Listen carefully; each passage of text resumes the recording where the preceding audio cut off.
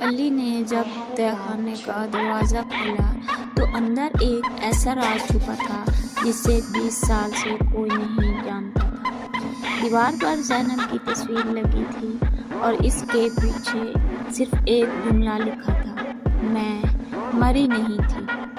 یہ پڑھتے ہی علی کے ہاتھ کانپنے لگے، کیونکہ پوری دنیا تو سمجھتی تھی کہ زینب 20 سال پہلے ہی مر چکی ہے۔